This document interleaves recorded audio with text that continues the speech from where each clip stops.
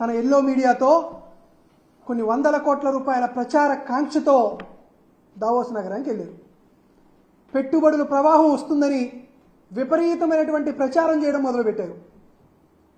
సరే, నిన్న ఒక దావోస్లో కొంత కార్యక్రమం జరిగింది. ఈ కార్యక్రమంలో మహారాష్ట్రలో జేఎస్డబ్ల్యూ గ్రూప్కి చెందినటువంటి వ్యాపార దిగ్గజం సజ్జన్ జిందాల్ గారు 3 లక్షల కోట్ల రూపాయల పెట్టుబడులు మహారాష్ట్రలో పెడుతున్నామనేటువంటి ప్రకటన జరిగింది. ఆ రాష్ట్ర ముఖ్యమంత్రి గారితో ఒప్పందం కూడా చేర్చుకున్నట్టు జేఎస్డబ్ల్యూ గ్రూప్ ప్రకటించింది, మహారాష్ట్ర ప్రభుత్వం ప్రకటించింది. అందుకు సంబంధించినటువంటి వార్తా కథనం జాతీయ మీడియాలో. వీరేం చెబుతున్నారంటే, మహారాష్ట్రలో అత్యంత వెనుకబడినటువంటి గడ్చిరోలి ప్రాంతాన్ని స్టీల్ సిటీ ఆఫ్ ఇండియాగా మార్చేటువంటి ఏర్పాటు మహారాష్ట్ర ప్రభుత్వం చేస్తుందని చెప్పారు.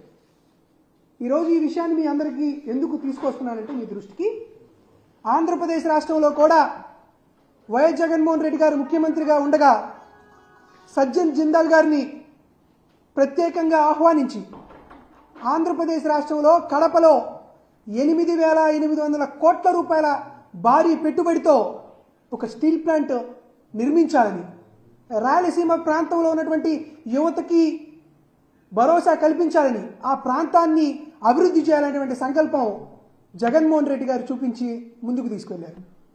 2 ఏళ్ల క్రితమే శంకుస్థాపన కూడా చేస్తూ స్వప్నాన్ని సాకారం చేసినటువంటి వైనాన్ని కూడా మనం గమనించాం. దీంతోపాటు 2022లో సుమారుగా 50,500 కోట్ల రూపాయల పెట్టుబడులు జిందాల్ గ్రూపు ఆంధ్రప్రదేశ్ రాష్ట్రంలో పెడుతుందని జరిగినటువంటి పెట్టుబడుల సదస్సులో కూడా 6 ఒప్పందాలు వైఎస్ఆర్ కాంగ్రెస్ పార్టీ హయాంలో జరిగినటువంటి విషయాన్ని కూడా మేము ముందుకు తీసుకొస్తున్నాం. ఇవన్నీ ఇటువంటి పరిస్థితులు ఉంటే చంద్రబాబు నాయుడు గారు బొంబాయి నుంచి ఒక జూనియర్ ఆర్టిస్ట్ని తీసుకొచ్చారు. హనీ ట్రాప్ పేరు పొందినటువంటి జత్వాని అనేటువంటి ఒక జూనియర్ ఆర్టిస్ట్ని తీసుకొచ్చి జిందాల్ని వేధించి ఆయన పైన నిందారోపణ చేసి ఆయన పైన కేసులు వేసి ఆయన్ని రాష్ట్రం నుండి పారిపోయేలాగా తరిమేలాగా అన్ని రకాల ప్రయత్నాలు చేసి ఈ 50,500 కోట్ల రూపాయల పెట్టుబడులు ఏమైపోయాయో తెలియదు. రమారమి 9,000 కోట్ల రూపాయలతో స్టీల్ ప్లాంట్ నిర్మాణం అర్ధాంతరంగా మధ్యలోనే ఆగిపోయేటువంటి అగమ్య గోచరమైనటువంటి పరిస్థితికి వెళ్ళినటువంటి విషయాన్ని ఆంధ్రప్రదేశ్ రాష్ట్రంలో నెలకొంది. ఇటువంటి వైన ఉంటే దాల్మియా లాంటి మరొక పెద్ద గ్రూప్ ఉంటే ఆ దాల్మియా గ్రూపుకు చెందినటువంటి ఒక 11 లారీలని కూటమి ప్రభుత్వానికి చెందిన వాళ్ళు ధ్వంసం చేస్తారు కప్పం కట్టలేదని. మరొక పెద్ద సంస్థ అయినటువంటి ఆదాని గ్రూపు పోర్టుకి స్వయాన ఎమ్మెల్యే సోమిరెడ్డి గారు వెళ్ళి దాడి చేసి మాకు తెలియకుండా ఇక్కడ ప్రాజెక్ట్ ఎందుకు కడుతున్నారు, మాకు కప్పం కట్టాల్సిందే అని వారి మీద దాడులు చేస్తారు. ఒక జిందాల్ గ్రూప్ని బెదిరించి తరివేశారు. ఒక ఆదాని గ్రూప్ని కప్పం కట్టాల్సిందే అని ఒత్తిడి చేస్తున్నారు.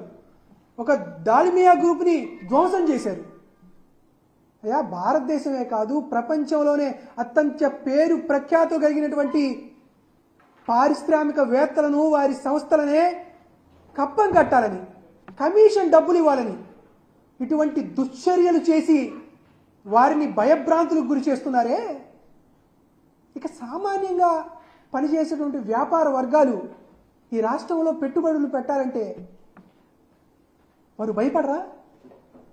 వారిపైన నిందారోపణలు చేస్తూ వారిపైన అసభ్య పదజాలాలతో అసభ్య ప్రచారాలు చేస్తూ ఈ రాష్ట్రంలో రూపాయి పెట్టుబడి పెట్టాలన్న భయభ్రాంతులకు గురి చేసేలాగా కూటమి ప్రభుత్వం పారిశ్రామికవేత్తల మీద ఒక కొత్త లోకేష్ పాలసీ, ఎల్ పాలసీ తీసుకొస్తే శాంతి భద్రతలు అదుపు తప్పితే వారికి సంబంధించినటువంటి సంస్థలపైన, లారీలపైన, ఆఫీసులపైన దౌర్జన్యాలు, దోపిడీలు చేస్తుంటే ఈ రాష్ట్రంలో ఎవరైనా పెట్టుబడులు పెడతారా అనేది నేను మిమ్మల్ని అడుగుతున్నాను.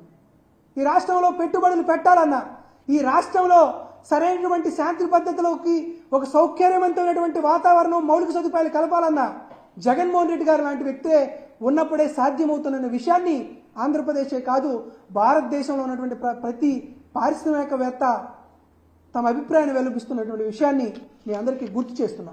దీంతో పాటు ఆంధ్రప్రదేశ్ రాష్ట్రానికి సంబంధించి సకల శాఖ మంత్రి లోకేష్ గారిని కానీ, కూటమి ముఖ్యమంత్రి అయినటువంటి చంద్రబాబు నాయుడు గారిని కానీ ఒకటే వైఎస్ఆర్ కాంగ్రెస్ పార్టీ డిమాండ్ చేస్తుంది.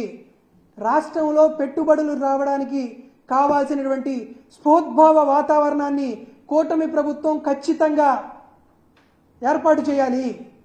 సజ్జన్ జిందాల్ గారిని మీరు క్షమాపణలు వేడుకుని ఆయన మీద పెట్టినటువంటి తప్పుడు కేసుల్ని, చేసినటువంటి తప్పుడు ఆరోపణల్ని ముక్కు నేలకు రాసి మరీ క్షమాపణలు చెప్పి సజ్జన్ జిందాల్ గారు ఈ రాష్ట్ర ప్రభుత్వంతో కుదుర్చుకున్నటువంటి 6 ఒప్పందాలని, ఆ 50,500 కోట్ల రూపాయల పెట్టుబడుల్ని తీసుకువచ్చేలాగా అన్ని రకాల చర్యల్ని సకల శాఖ మంత్రి నారా లోకేష్ గారు, కూటమి ముఖ్యమంత్రి అయినటువంటి చంద్రబాబు నాయుడు గారు నెరవేర్చాలని వైఎస్ఆర్ కాంగ్రెస్ పార్టీ తరఫున డిమాండ్ చేస్తున్నాం.